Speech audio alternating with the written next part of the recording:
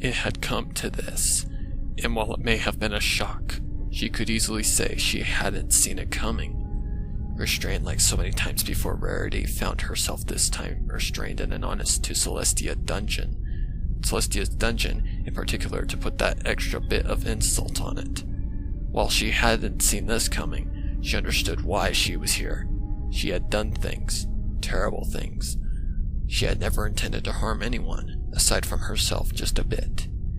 But her actions had put her in the sights of the law, and now she would have to answer for her crimes.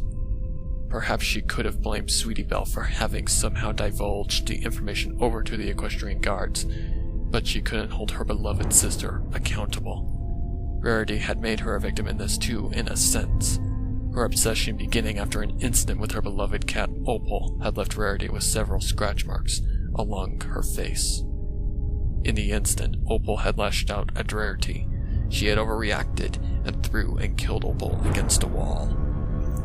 The event had left Rarity with confused emotions, most unsurprising, sadness and the loss of her precious cat, but also with a strange satisfaction, a reward in the pain she felt when Opal had attacked her. It had been amazing and pleasurable and painful all at once. Rarity shortly thereafter began to document her affairs and exploring these emotions with her camera. Her sleepless nights combining with her sharing of her current state with the camera and sewing to calm herself. But instead of her dresses and normal workload, Rarity began to craft a doll. She named it Pinkamena, after her lost friend, who was apparently dealing with her own confused mind and emotions somewhere where Rarity and her circle of friends were unable to find her. She knew Pinkie Pie had found a satisfaction in causing harm to others, and Rarity was finding a satisfaction in causing harm to herself. The two things seemed to fit perfectly, like two pieces of a puzzle.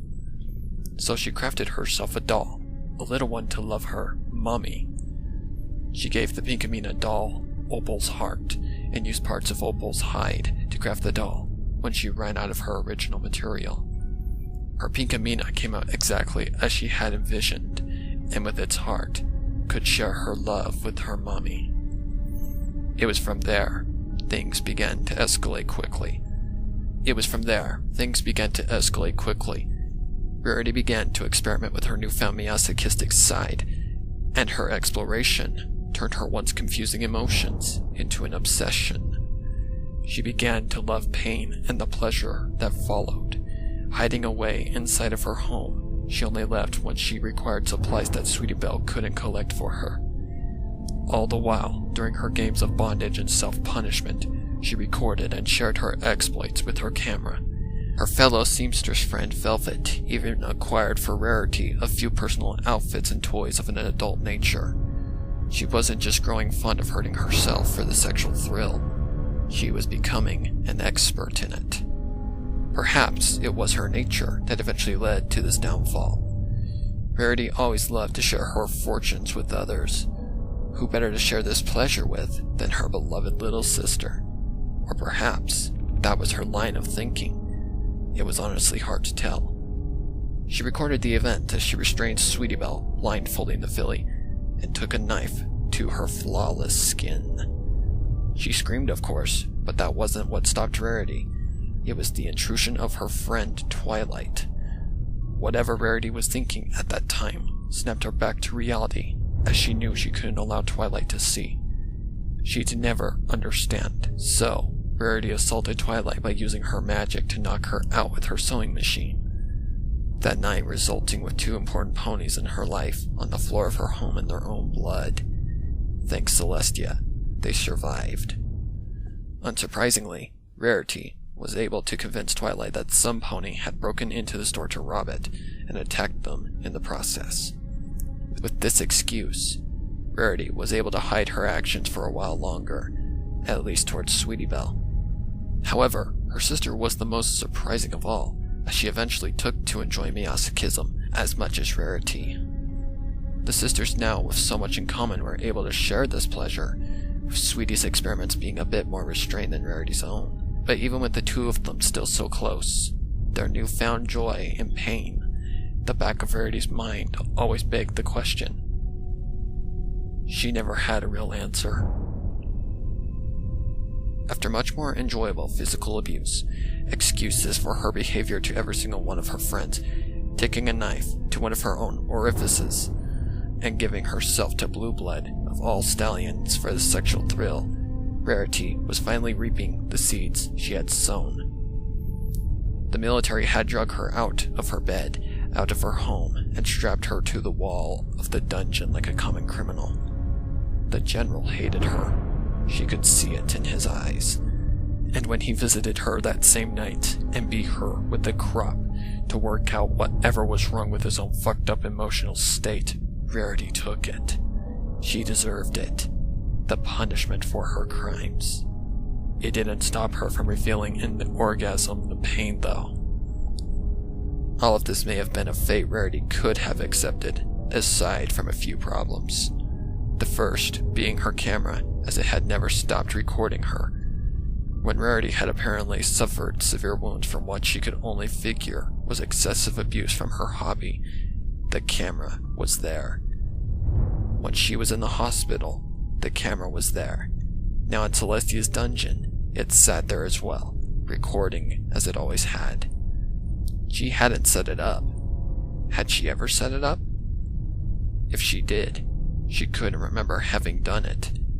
Just that she had accepted she did, and would begin to document her fun. But now, the demon camera would not leave her in peace. So with her body beaten, freshly bloodied, and her hind legs stained with the climax of her punishment, she tried to escape the only way left to her. She closed her eyes, and she slept.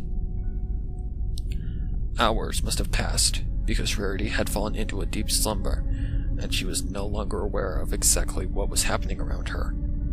She thought she had heard a noise, and stirred a bit from her sleep, opening her eyes. She expected General Too Good to give her a fucking brush for her mane again, but that wasn't the case. Wait, where am I? Rarity lifted her head, and was surprised to find that she was lifting it from a pillow.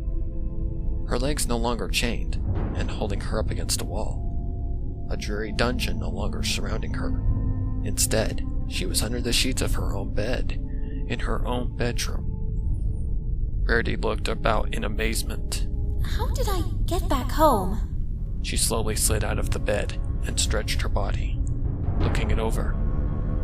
She ran a hoof over herself, feeling the cuts on her face that never seemed to heal properly. The burned-in branded marks along the front of her chest in the shape of a heart. Her old wounds that she'd never fully healed, that were all self-inflicted. But nothing new. Was it all a dream? Rarity looked around the room before noticing one thing that wasn't uncommon but still disturbing. Oh, you're still here. Enjoying Mommy's suffering? She spoke to the camera that had a talent for setting itself up. On a tripod in her bedroom, it had been facing her while she was sleeping. Some ponies were watching her while she slept, and even though her exploits on film so far had left little for her to hide, she still felt violated, knowing they saw her every move. Well, you can just stay up here then in my room, all you naughty ponies. Mommy has work to do. Rarity turned her back on the camera and started toward the stairs. There wasn't any light coming from behind the window shades, but Rarity figured it must have still been nighttime. She didn't mind working late in the evening or early morning, if it could help her take her mind off the intrusive camera and the nightmare of being taken away from her home and family. As she proceeded downstairs, something began to register with her that not everything was as it should be. She walked past the washroom for her clothing and into the kitchen, noticing a very dim, consistent light in the building. Small candles were lit just about everywhere, but none of the lamps in her house were, providing a mood lighting that Rarity would have normally enjoyed if she was spending an evening with some pony privately, or even to enjoy herself. But she didn't ever recall setting this up, or even owning this many candles. Did some pony bring me home and do all this? She asked aloud, but it was just as much for herself as it was to test and see if some pony was in the building with her. Proceeding cautiously, Rarity walked through the kitchen and into the showroom of her boutique. It was all the same so far. Her house was neat and tidy as she'd kept it, and those same candles were everywhere. Rarity felt a bit paranoid, knowing so much open flame was in her store. One unreliable candle could burn the whole place down. Maybe I should put them out. She could always light her normal and much more safe lamps. But who had gone to all of this trouble? Heading into the middle of the showroom, Rarity finally made eye contact with some pony, but it didn't help any of her questions. Pinkamena? The doll was laying in the front doorway of her boutique, the door halfway open, as if it had been shut on the doll previously. Rarity started to rush over to her prized possession with urgency to get her back with her mommy, but Pinkamena was suddenly dragged outside by an unseen force, the door slamming shut loudly once she was clear. Rarity stopped in her tracks, staring at the door. She didn't understand what was happening, but some pony was going to be in a lot of trouble to make her distressed.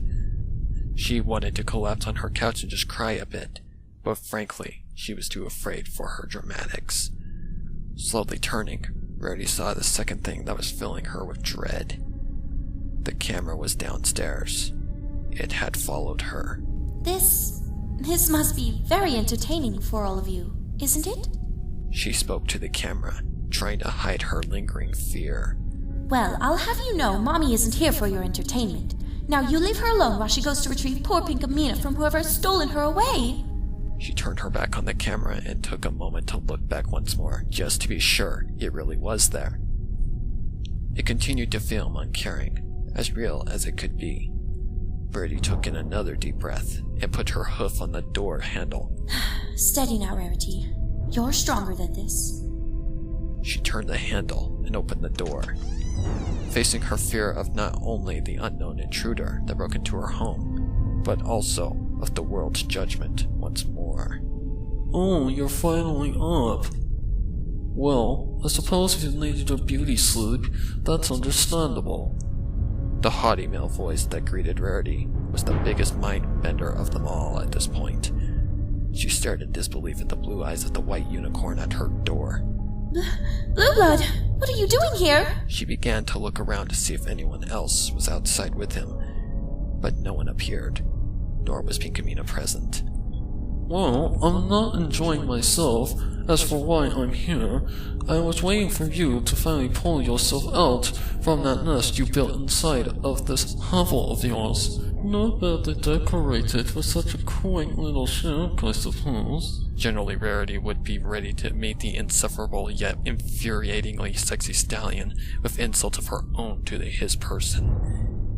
But the trauma of everything around her was just too much to be on her game today for banter. Blueblood, there was a doll that was lying in the doorway before I came outside. Some pony dragged it out. Did you? Well, we should get started. Blueblood interrupted her and started walking down the street from Rarity, leaving the mayor standing in disbelief at his rudeness.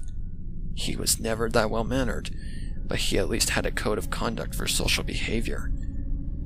Rarity grit her teeth at his audacity and followed along, but it was to give him an earful over actually accompanying him. I was asking you a question. It was an important one and you ignored it. Are you even listening to me, you brute?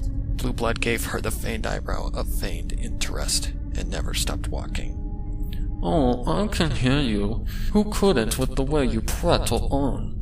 But I have no intent of staying in this ghastly village a second longer than I have to. So, if we can get a move on... Rarity was fuming and prepared to go into a storm of complaints against his behavior and observations of his poor character, but was losing her steam as she observed the street around them. It must have been very late, because the lanterns were lit in the village, and not a single pony was anywhere outside. That wasn't what bothered Rarity, though. It was where the light in the street was coming from. Where is the moon? Rarity asked Blueblood as she looked at the sky. The lack of celestial beings was giving her panic. Luna always rose the moon at night. Rarity stopped walking, and so did Blueblood as he turned to watch her. Where are the stars? Black. The entire sky was pitch black, like someone had thrown a tarp over the earth. She'd never seen something so naturally dreadful before. It was against the very way of the world's natural order. The only light in all of the village, and from as far as Rarity could see, was the lamps in the street that illuminated Blueblood and herself. We shouldn't waste time. His voice was more serious than Rarity would normally hear from him, and it scared her a bit. Blueblood, did you take my doll? Were you the one that took Pinkamena out of my house? Rarity felt her legs trembling, and she fought as hard as she could not to look weak in front of him. Aren't you a little old to be playing with dolls? He was making fun of her again, but it was oddly comforting to hear him behave normally in this insane, silent, and black world. That is not your concern. I need her back, and she was taken out the front door. The door you were standing by. Blueblood tossed his mane, disinterested in her questions. I don't have your pinata mia or whatever you call it. Let's get moving. Blueblood, is there a camera behind me? Rarity could not help her voice from breaking when she asked that question, too afraid to look back at what might be there. Blueblood just stared at her, then turned, walking down the street. After a short while, Rarity complied and followed him. It was better than being alone in this world. She didn't understand what was going on, but really, he was the only individual she'd seen at all, and one that knew her, so there was little room to disagree. Rarity looked around as they walked, recognizing a few of the buildings, but not sure where they would have to be in such a hurry. Maybe something had happened that made the sky black, and they were all taking shelter at Twilight's library. She should suggest they go by her parents' house to make sure they are safe, as well as check on Sweetie Belle. Her eye caught what she thought was movement, and she strayed from the road. Blueblood stopped to look back at her, as Rarity tried to adjust her eyes well enough to see. I think that's the schoolhouse. Wait. There was something by the door. It was moving ever so slowly. A body? No, a doll. Pinkamena! Whoever had taken her away was walking into the schoolhouse, dragging Pinkamena behind them. Rarity raced forward, determined to catch the kidnapper. Blueblood didn't argue, and that was fine, as she would not have listened anyway. Rarity got to the door of the building as it shut, and she used her magic to swing it open, charging inside. I have you... now? The schoolhouse was completely empty of any pony. Pinkamena wasn't present. Her kidnapper wasn't present. No pony was. However, the lamps inside the building were all lit, and the lighting was much brighter than what had been inside of her home or outside. She wondered if maybe the thief was hiding, and began to search around the room. She walked carefully among the desks, seeking out some clue as to where they could have possibly ran to. Her search did not help her find her target, but she did discover something interesting. Is this Sweetie Belle's desk? It had a picture sitting on top that warmed Rarity's heart. In crayon, it depicted herself, her parents, and Sweetie Belle all drawn together. They were in a field or on some hilltop with a smiling sun and a tree. Things like these allowed her to feel sane, despite everything that had gone on in her life. Rarity picked the picture up in her hoof, but noticed something odd about it when she did. As the paper folded, it revealed cuts in the picture. There were slices in different directions all through the paper, concentrated in one place, over Sweetie Belle. Rarity stared for a while in confusion. Why would she do that? Compelled by the strange finding, she opened Sweetie's desk up to discover a knife inside. Looking at it horrified. Oh no. Please say you didn't, little sister. Almost against her will, her mind began flashing back. You make me feel good, sis. Sweetie Belle confessed, snuggling up to her older sister. Rarity used her magic to set the crop aside, making time to cuddle up to her darling little sis. She enjoyed this dearly, feeling so close to someone that she loved. The fact Sweetie Belle had accepted Rarity's changes in personality so openly filled her with joy. I just hope no one at school asks about it. Her behind was red from the repeated beatings Rarity had given her. Not enough to leave any permanent marks or scarring, but enough to satisfy them both. Since the first time they played together, Rarity had been increasingly more controlled with her fun with Sweetie. You can just tell them I had a bit of a temper tantrum and took it out on you if you like. Sweetie Belle cuddled Rarity further, and she used her magic to pull the covers over them both. It's not too far from the truth, after all. Rarity laughed a little, and Sweetie Belle smiled, but it dropped soon after. Rarity, how come you don't use the same toys on me that you do for yourself? Rarity gulped a little, thinking on that question. Why didn't she? The first time she'd taken a knife to Sweetie Belle's chest, similar to how she'd done to herself, Sweetie enjoyed it in the end, but Rarity had been fearful of leaving a scar, especially after Twilight almost walked in on the two of them together. She didn't even understand why'd she gone to such lengths and extremes for Sweetie's first time. She just felt an overwhelming desire to do so, to include her sister. Oh, when you're older, sweetie, you can use the same things that Big Sis uses. But until then, these are the toys a filly your age should play with. The words felt fake, even in her own mouth, but they came out as sweet as honey. The toys a filly her age should use? Should fillies even be thinking of such things at this age? Rarity couldn't answer it. She just knew that during their games, and all the parts after, she felt so good. Sweetie had even taken to carrying Pinkamena around the house with her, and was a sweet sight indeed. Okay. I don't know if my friends are going to want to play over here anymore, though. Yet something else Rarity had done without really considering the consequences. After introducing Sweetie to more adult games, she in turn had encouraged her friends to play along as well. It had seemed innocent enough, mostly.